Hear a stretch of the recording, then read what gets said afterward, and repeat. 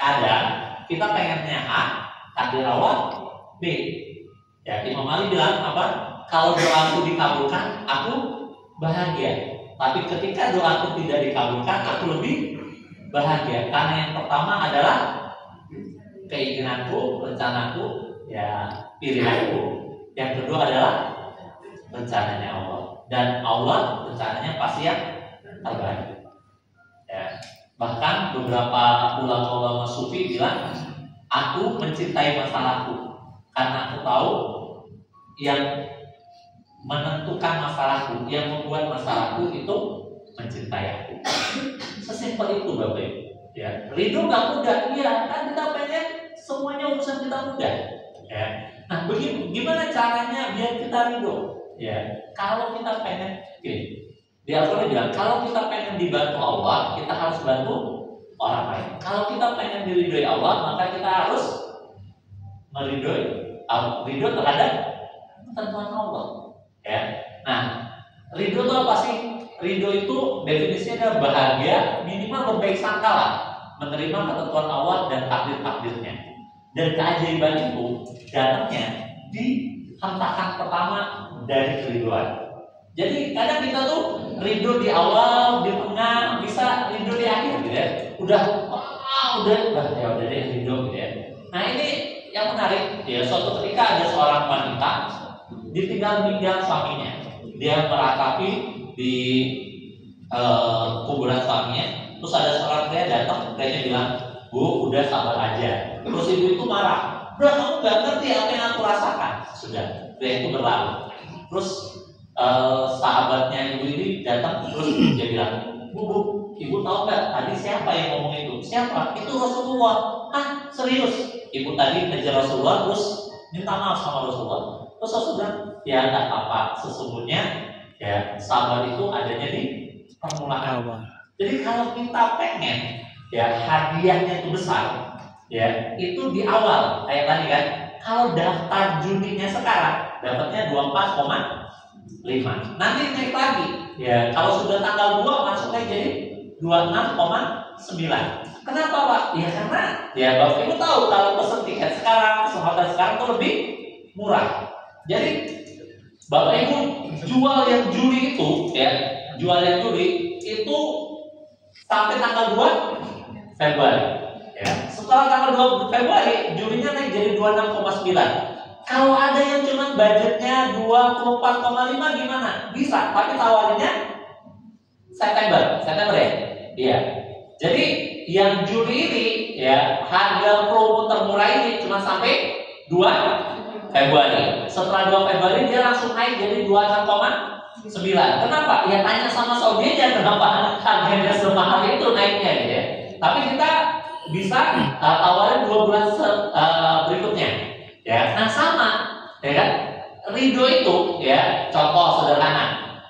Misalnya teman-teman naik motor terus diserempet, ya spion pecah, ya. Nah, kan kadang marah dulu baru ridho, ya. Bisa langsung ridho, gitu kan? Nah itu hadiahnya beda-beda.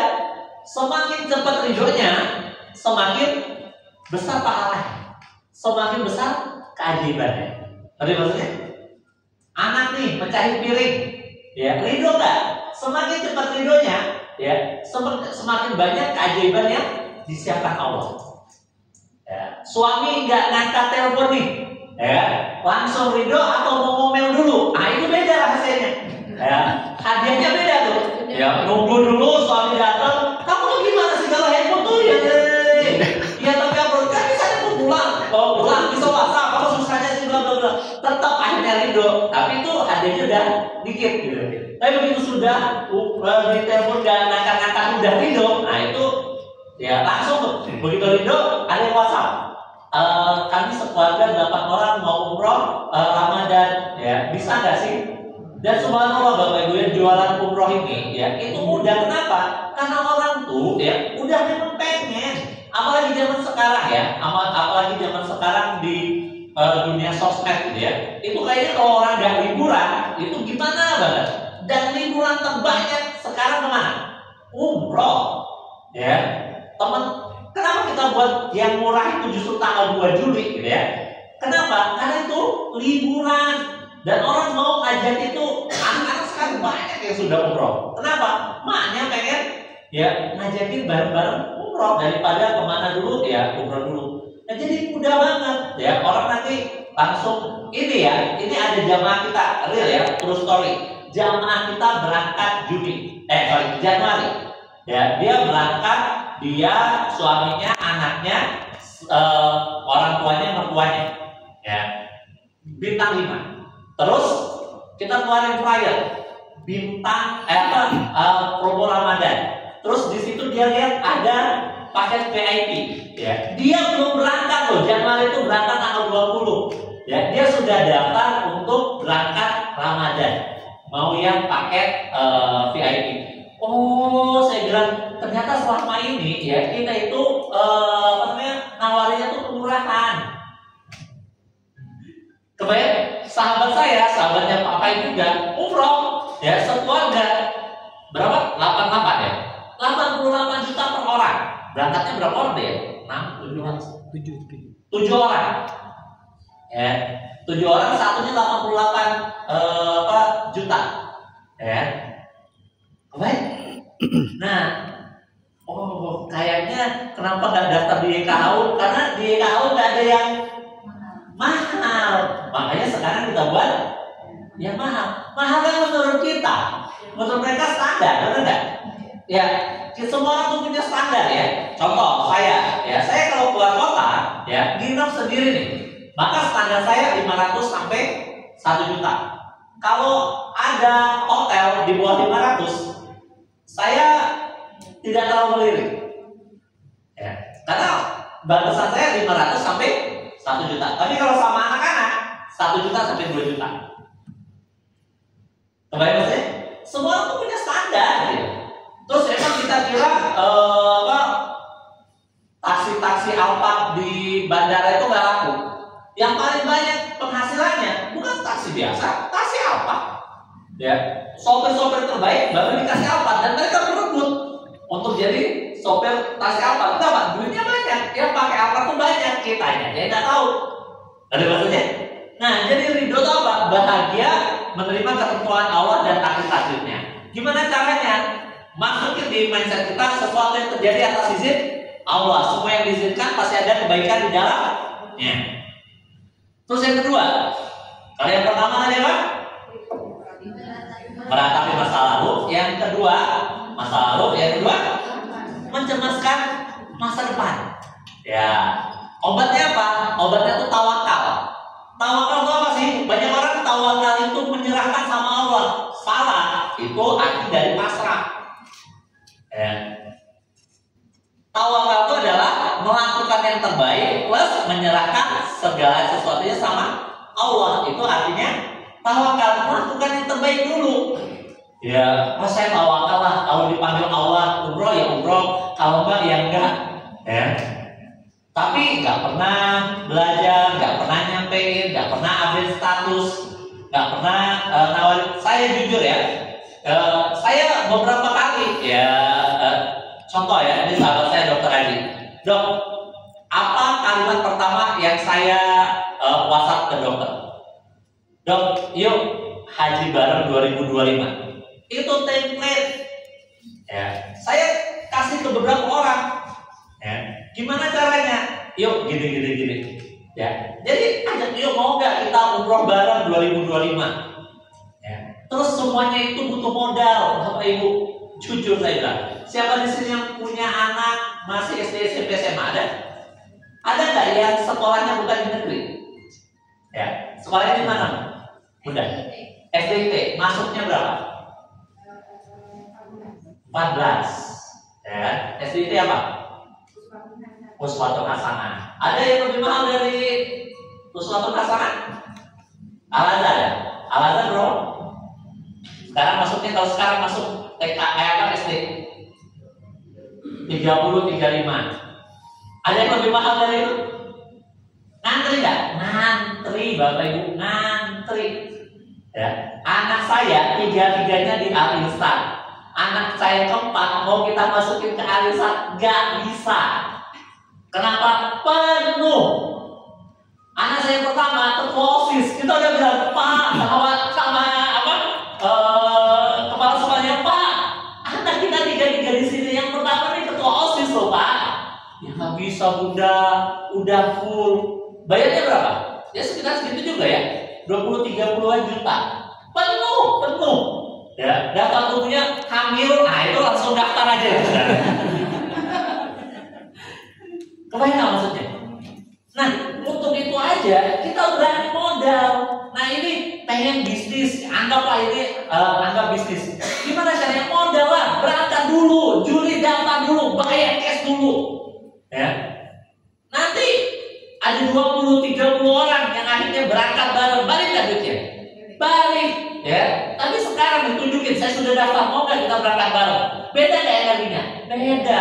Bapak Ibu kalau mau beli motor, kira-kira pilih dealer yang isinya 3 motor atau pilih dealer yang 30 motor, di belakangnya ada gudang 300 motor, pilih mana? Iya, Bapak Ibu kalau makan di restoran Padang, ya pilih yang gulainya banyak, dipajak, atau yang sedikit? Yang banyak, kan sama. Kalau Bapak Ibu anggaplah ini bisnis ya daftar aja dulu bulan Juli. Bisa jual dulu gelang, nanti gelangnya diganti awal 5 kali lipat, 10 kali lipat. Benar? Iya, sesimpel itu. Ya, kadang kita, ayo ini ya, tiba-tiba tetangga sebelah jual, saya keliling utang pinjol, ini rumah saya kan rata-rata di sini harganya 500 juta, saya jual cepet aja 300 juta, tiba-tiba ada duit kok. Atau tetangga kita jual motor NX nih biasanya 32, saya butuh banget nih, dari saya jual 15 juta aja, ada duitnya, benar nggak? Nah tapi ketika berniaga sama Allah, kita bikinnya panjang dan lama, benar nggak? Ya udah, Bismillah, daftar, selesai.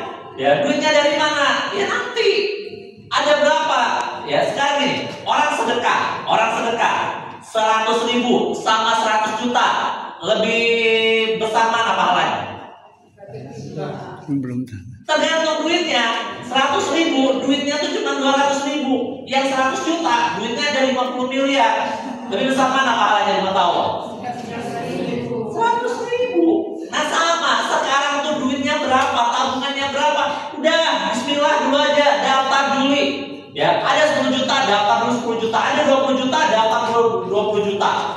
Ya, mau berapa sekeluarga? Udah daftar dulu sekeluarga, yakin, percaya sampai akhir. Ya, berempat. Berarti 100 juta ya. Dari mana duitnya? Ya, enggak, bukan duit kita. Ya, kan yang tadi benar deh. Saya sama Kang Pait. Tadi orang tuh nyuruh beli sesuatu ke pasar, dikasih duitnya enggak? Iya. Baik. Udah ya, harus bikinnya tuh out of the box ya. Jadi berdua menceritakan masa depan. Udah lakukan aja yang terbaik, pasrah. Saya sering kasih analogi. Anak saya minta beli sepeda atau minta beli PS, harganya 10 juta PS. Ya udah nabung. Ya dia nabung seminggu 200.000, seminggu 200.000. Dia nabung 10 bulan, baru terkumpul berapa gitu kan? Nanti ya udah beliin aja, ya kita cukupi gitu. Kebayang maksudnya? Sama Allah juga kayak gitu. Ya, nantilah yang tasik dari arah yang tidak disangka-sangka. Cemas dalam urusan dunia, tanda gelapnya hati. Cemas dalam urusan akhirat, tanda cahaya di hati. Ya, jadi udah jalanin aja. Ya. Nah, gimana caranya tawakal? Menyerahkan segala sesuatu kepada Allah setelah berusaha dengan maksimal. Ingat, setelah berusaha maksimal. Ya, sebelum berusaha maksimal, ya itu sudah tawakal namanya. Terus yang ketiga, tidak menikmati masa kini. Jadi yang pertama tadi apa? Sedih, meratapi masa lalu. Obatnya apa? Ridho. Yang kedua, mencemaskan masa depan. Obatnya apa?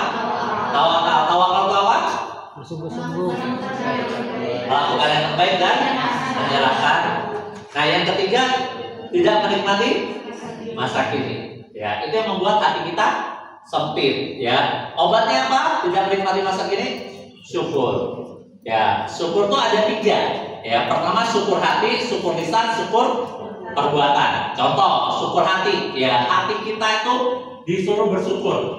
Ya, kita bersyukur kalau gitu ya, Bapak Ibu ya. Kalau Bapak Ibu cari buku motivasi terlaris di dunia, itu salah satunya judulnya The Secret. Yang nulis Rhonda Byrne, orang Amerika. The Secret. Ya, kemudian ada The Power, ya, ada The Magic. Nah, The Secret ini bicara husnuzon, berprasangka baik bahasa kita. Nah, The Magic ini bahasa apa? Bahasa syukur. Ya, dia tulis tuh ya definisi syukur di berbagai kitab suci. Ya, di Al-Qur'an dia kutip ini. La in sakatum la azidanakum wa in kafartum inna azabi lasyadid. Dari Alkitab dia kutip juga, dari Tripitaka dia kutip. Di semua kitab suci itu ada ajaran tentang bersyukur. Dan Rhonda Byrne bilang apa? Saya nggak peduli agama Anda apa.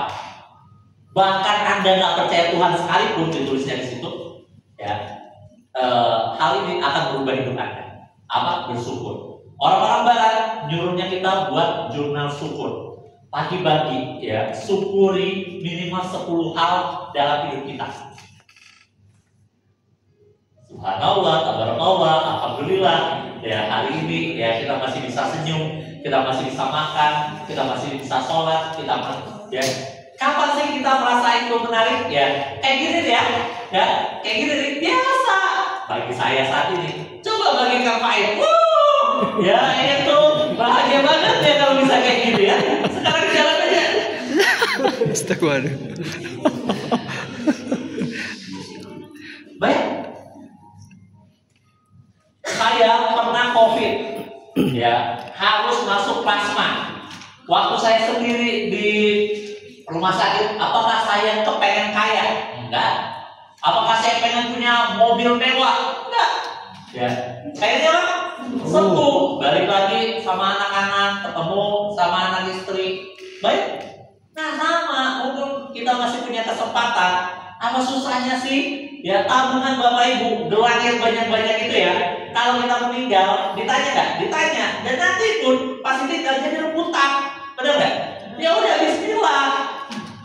Jadi TP haji, umroh, benar? Nah, syukur hati, syukur lisan, syukur perbuatan. Ya, banyak-banyak ngomong alhamdulillah, alhamdulillah, alhamdulillah, gitu ya. Nah, banyak-banyak biar hati kita lembut, gitu ya. Nah, terus cara bersyukur. Ya, pertama jangan pernah merasa memiliki, tapi selalu merasa tipi-tipi. Ya, wah sayang nih gelang saya, sayang nih tanah saya.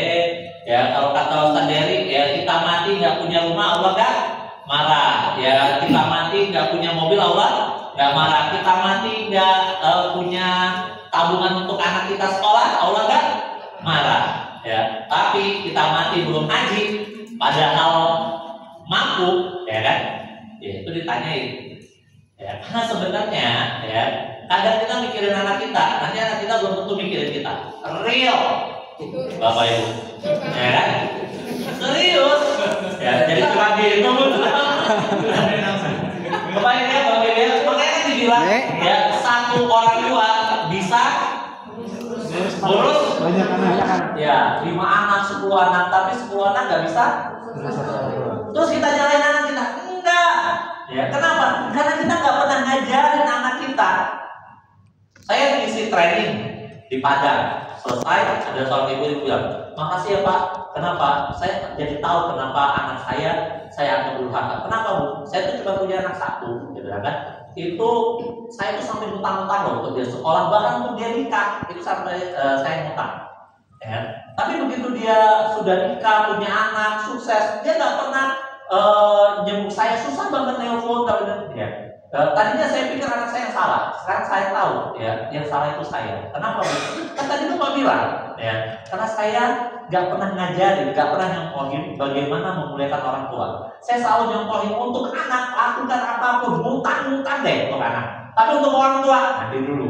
Begitu anak saya besar, anak saya punya anak lagi, ya dia lihat, oh bapak saya kalau saya mau sekolah ya butuh 20 juta, 30 juta, utang. Ya. Tapi kalau ibunya yang butuh berobat, kalau bisa pakai bodrek dulu deh. Anaknya baru panas, ya langsung, ya udah tuh ke 24 jam, udah Edelweiss terbaik, benar nggak? Kalau anak yang sakit, kalau ibu, bodrek sudah 3. Kemarin harus satu kan, sekarang sekali dulu 3 dulu, gitu kan? Sembuh nggak? Benar nggak? Sepatu anak ada diskon nih, sepatu anak dari 2 juta jadi 1 juta. Oh, beli untuk anak. Untuk ibu, nanti dulu. Kebayang?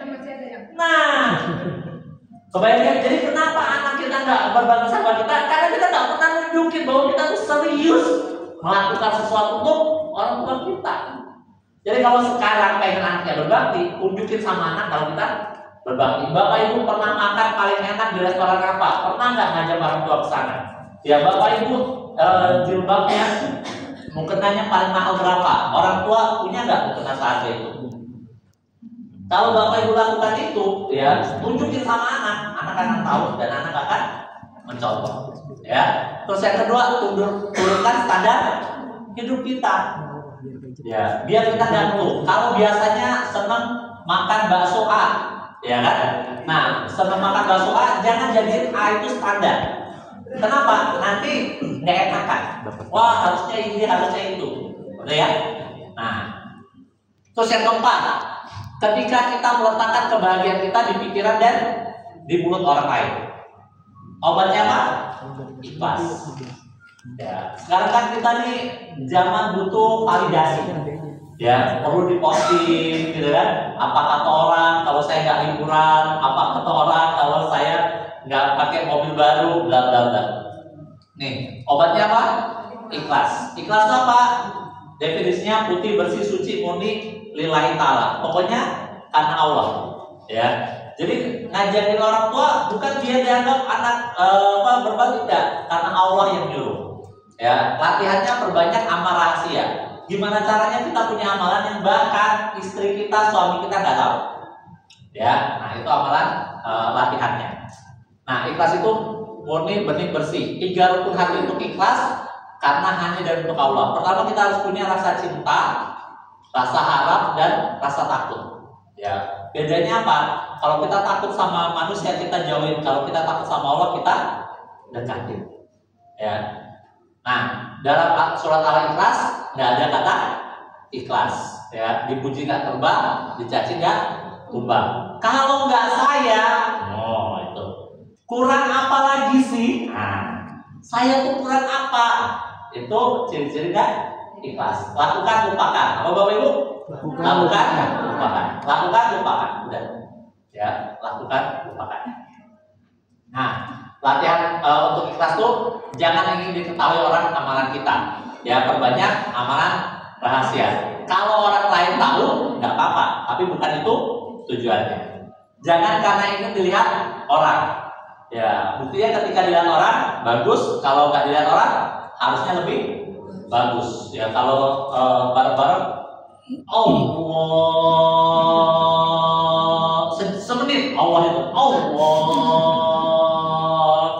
Akbar, ya kan? Kalau dilihat orang, ya kan? Kalau nggak dilihat orang, kok cepet banget? Saya tuh sholat, ya 17 rakaat minimal. Udah 40 tahun saya sholat. Ya udah hafal, gitu kan? Nah, kira-kira gitu ya. Jangan ingin dipuji, jangan ingin diucapkan terima kasih. Ya, pokoknya jangan pengen diucapkan terima kasih. Saya udah capek-capek, ada basa-basinya. Makasih kek. Ya kan, makasih ya kenain. Nah itu kan enak ini. Udah capek-capek, saya tuh tinggalin keluarga loh. Ya sebenarnya kalau nggak kesini tuh banyak yang minta saya MC-in. Wah, kayak gitu ya. Jadi jangan ingin dipuji dan ingin diucapkan terima kasih. Ya, dipuji nggak terbang, dicaci nggak tumbang. Jangan ingin dihargai. Ya, jangan ingin dihargai. Udahlah, gitu ya. Ya, saya luar biasa. Ya, saya ketemu seorang jenderal bintang 2 ya. Jadi ayahnya meninggal, terus dia ziarah, saya sama istri saya datang ke ziarah. Beliau konsumennya istri saya beli makam di Al Azhar Memorial Garden. Jenderal bintang 2 ya datang pakai Alphard tentara, terus 2 mobil HS ya, 2 mobil HS tentara sama 1 Land Cruiser ya. Subhanallahnya ya Bapak Ibu ya, kalau Bapak Ibu ketemu dia nggak kelihatan banget kayak jenderal, humble banget, dia senyum, ramah dan sebagainya gitu ya. Dan yang paling dahsyat apa? Yang paling dahsyat ya, itu dia ngajak ibunya ya, ibu dan anak-anaknya di Alphard, dianya di HS ya, HS ya, HS tentara itu ya. Subhanallah, saya bilang kan pantas dia jadi jenderal dan enak banget ketemu dia ya. Nah jadi jangan ingin dihargai ya, santai aja ya, kemudian jangan ingin dibalas budi ya. Ini caranya biar kita untuk ikhlas. Saya itu kurang apa ya, waktu dia lagi butuh-butuhnya duit itu nggak ada yang mau kasih dia, orang tuanya, kakaknya, adanya, tetangganya nggak ada, dia nelpon saya. Dia itu ada di Kalimantan loh, nelpon saya tengah malam, saya yang transfer sekarang sering kayak gitu ya, banyak banget. Nah itu latihannya untuk ikhlas, jangan ingin dibalas budi ya. Lakukan kesepakatan ya, jangan disebut-sebut Allah yang menolong, kita yang terpilih untuk diuji ya. PDLT apa? Perbaiki diri, lakukannya terbaik. Nah yang pertama tadi apa? Sedih terhadap masa lalu. Yang kedua, cemas terhadap masa depan. Yang ketiga, tidak menikmati. Yang keempat, meletakkan kebahagiaan ya. Jadi terserah apa kata orang ya. Dan yang kelima, nggak mau memaafkan, dendam, dengki, dongkol. 3D, dendam, dengki, dongkol ya. Apa definisinya ya? Dengki itu iri. Iri itu kita merasa pengen memiliki apa yang orang miliki, itu iri ya kan. Kalau dongkol itu, kalau dengki itu pasif ya, baru perasaan.